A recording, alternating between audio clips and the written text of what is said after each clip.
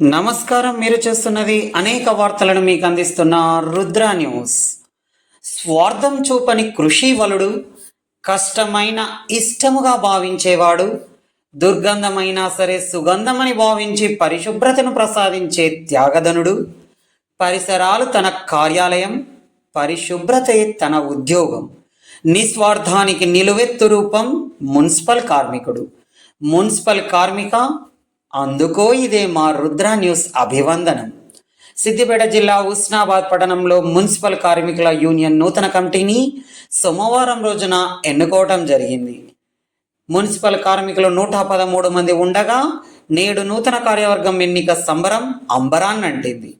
నూతన కమిటీ గౌరవ అధ్యక్షులుగా కౌన్సిలర్ గాదపాక రవీందర్ను ఎన్నుకోగా, అధ్యక్షులుగా గడిపే సారయ్యను, ఉపాధ్యక్షులుగా మంద ప్రభాకర్, తైదాల రాజేశ్వరి, గడిపే ప్రశాంత్, ప్రధాన కార్యదర్శిగా కొండేటి సతీష్ను, కోశాధికారిగా బూర్గు రవిని, ప్రచార కార్యదర్శులుగా ఎలకపల్లి కిరణ్, గడిపే సంపత్, అంతడుపుల వనుకర్, సలహాదారులుగా బత్తుల చిరంజీవిని, కార్యవర్గ సభ్యులుగా దొంతరబైన దశరథం, బొల్లి కోటయ్య, గడిపే ఎల్లయ్య, చొప్పరి రాజయ్యలను ఎన్నుకోవడం జరిగింది. అనంతరం నూతన కార్యవర్గాన్ని శాల్వాలతో ఘనంగా సన్మానించి మిఠాయిలు తినిపించి శుభాకాంక్షలు తెలియజేశారు. అలాగే మున్సిపల్ కమిషనర్ మల్లికార్జున్ గౌడ్ నూతన కమిటీకి శుభాకాంక్షలు తెలియజేశారు. నూతన కమిటీ కార్యవర్గం మాట్లాడుతూ, కార్మికుల సమస్యలకై అహర్నిశలు మా వంతు కృషి తప్పక ఉంటుందని, మనమంతా ఐక్యంగా ఉండి మన హక్కులకై పోరాడాలని పిలుపునిచ్చారు.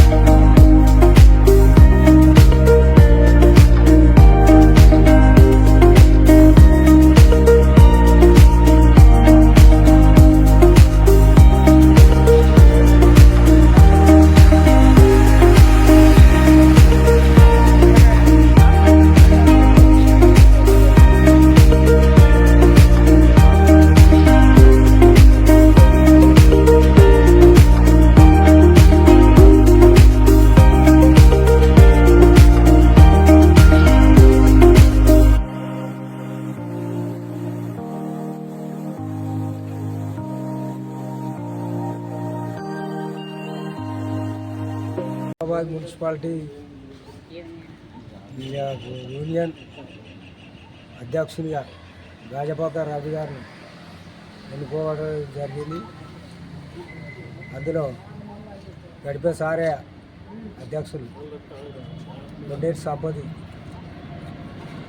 ప్రధాన కార్యదర్శి ఎన్నుకోగలిగిన కార్మికులకు యూనియన్ ప్రెసిడెంట్ ఏదైనా కార్మికులకు చెందవలసిన అటువంటి ప్రతి దాన్ని వాళ్ళ ద్వారా మాకు అందే అటువంటి ఉపయోగించవలసిందిగా వాళ్ళని కోరుకుంటాను.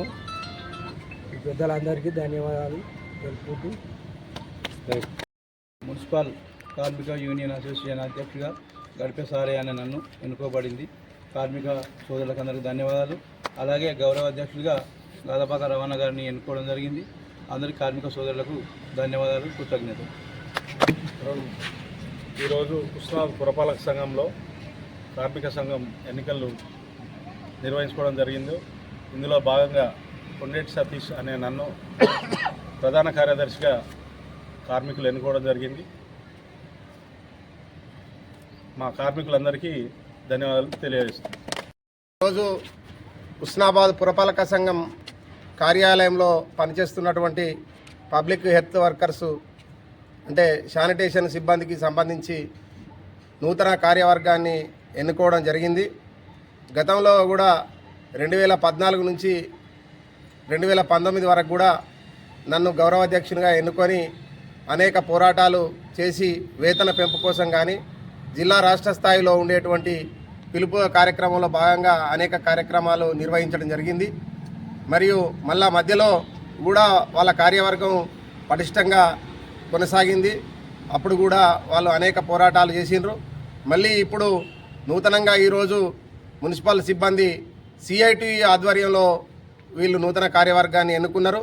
సిఐటియు అనేక పోరాటాలు రాష్ట్ర జిల్లా స్థాయిలో మున్సిపల్ కార్మికుల కోసం చేస్తూ ఉన్నది.